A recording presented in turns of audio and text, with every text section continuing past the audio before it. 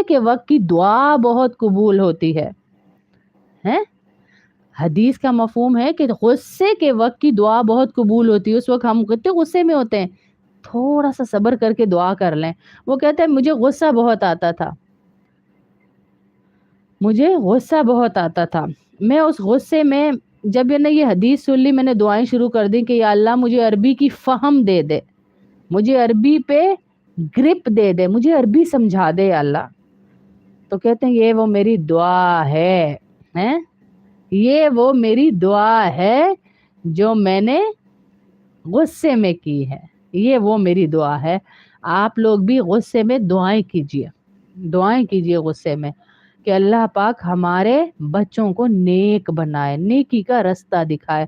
موسیٰ علیہ السلام کو فرعون کے پاس بھیجتے ہوئے نصیحت کی جا رہی ہے, تو ہم تو اللہ کے نبی کے امتی ہیں, اپنے بچوں کو سمجھا رہے ہیں, تو بچوں کو سمجھانے کا بھی ایک طریقہ ہے. حضرت حکیم لقمان نے بھی کہا یا بنیا, اے میرے پیارے بیٹے. یہ لہجے ہونے چاہیے. میں مانتی ہوں غصہ بہت آتا ہے, صبح ہم بھی یہی ارادہ کرتے ہیں آج ان کو ڈانٹنا نہیں ہے. صبح روزانہ ارادہ ہوتا ہے آج بچوں کو نہیں ڈانٹنا, پر ان کی کوئی نہ کوئی حرکت اس ڈانٹ پہ پکڑ بھی نہیں ہے کہ کوئی ڈانٹ رہے ہیں ہم تو اللہ اس ڈانٹ پہ بھی چلو جی جہنم, نہیں, ایسے نہیں ہے. ماں باپ کی ڈانٹ بھی بچوں کے لیے بہت معنی رکھتی ہے, لیکن نرم الفاظ, عزتوں والے الفاظ, پیارے الفاظ سے ان کے پکارا جائے یا بنیا, اے میرے پیارے بیٹے.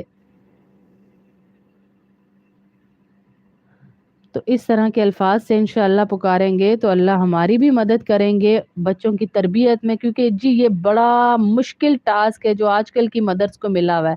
ہماری مائیں بڑے سکون میں تھی, ہم جو ہے آنکھوں کے اشارے سمجھتے تھے اپنی ماؤں کے, اتنا ڈر ہوتا تھا یقین کریں. میں حالانکہ اکلوتی تھی.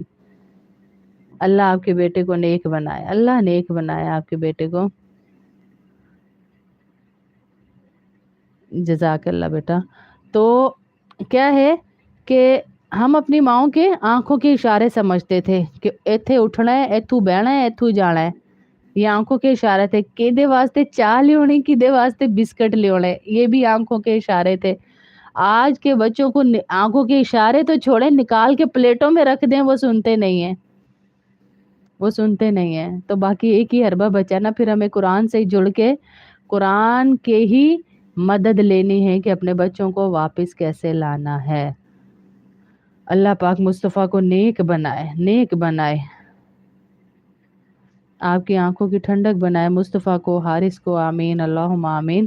اور اللہ سب کے بچوں کو نیک بنائے, آنکھوں کی ٹھنڈک بنائے. بڑی بری آزمائش ہے جی, جو پڑھ گئے اللہ ان کو بھی بچائے. میرے سامنے تو سارا دن ہمارا یہی کام ہے, ظاہر عورتوں سے انٹریکشن رہتا ہے, تو سارے جو پڑھ گئے ہیں والدین بیچارے ایسے کہ آج آیت کریمہ ٹھیک ہے تھوڑی دیر وہ پڑھ لیں گے, سورہ مزمل پڑھ لوں میں. سب ان کی ممانی کے لیے خصوصی دعا کیجیے گا کہ اللہ پاک انہیں شفائے عاجلہ کاملہ عطا فرمائے اور اللہ ان کو ٹھیک کر دے. آپ نے رائل جیلی منگوائی ان کے لیے؟ آپ کو میں نے کہا تھا رائل جیلی بہت جلدی ریکور کرتی ہے. جو بہنیں بھی جن کا بھی وائٹ بلڈ سیل کم ہو جاتے ہیں, قرآن نے بتایا کہ شہد میں شفا ہے. قرآن نے بتایا کہ شہد میں کیا ہے, شفا ہے. آپ کو میں نے ایک واقعہ سنایا تھا نا, میں آپ کو رائل جیلی کا بتاتی ہوں. رائل جیلی ہے کیا, آپ کو میں نے بتایا تھا اللہ کے نبی صلی اللہ علیہ وسلم ایک دفعہ سفر پہ جا رہے تھے. اس سفر پہ اللہ کے نبی صلی اللہ علیہ وسلم کو مکھیاں ملی شہد کی.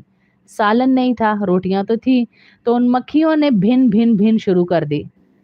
تو حضرت علی کہنے لگے یا رسول اللہ کیا کہتی ہیں؟ کہا یہ مکھیاں کہہ رہی ہیں شہد تو بھرا پڑا ہے, کوئی پیالہ لے کے ہمارے ساتھ چلے, ہم اسے شہد دے دیں اور اسے ایز اے سالن آپ لوگ کھائیں. اللہ اکبر کبیرہ, اللہ اکبر کبیرہ. ہے شہد تو ہے, تو اللہ کے نبی صلی اللہ علیہ وسلم نے حضرت علی کو دیا اتنا بڑا پیالہ, وہ لے کے گئے, شہد بھروا کے لائے. پھر وہ بکھیاں بھن. اللہ کے نبی سے پوچھا, اللہ کے نبی اب کیا کہتی ہیں, شہد تو ہم نے لے لیا. اللہ آپ کے بھائیوں کو بھی نیک بنایا, آمین آمین. شہد تو ہم نے لے لیا,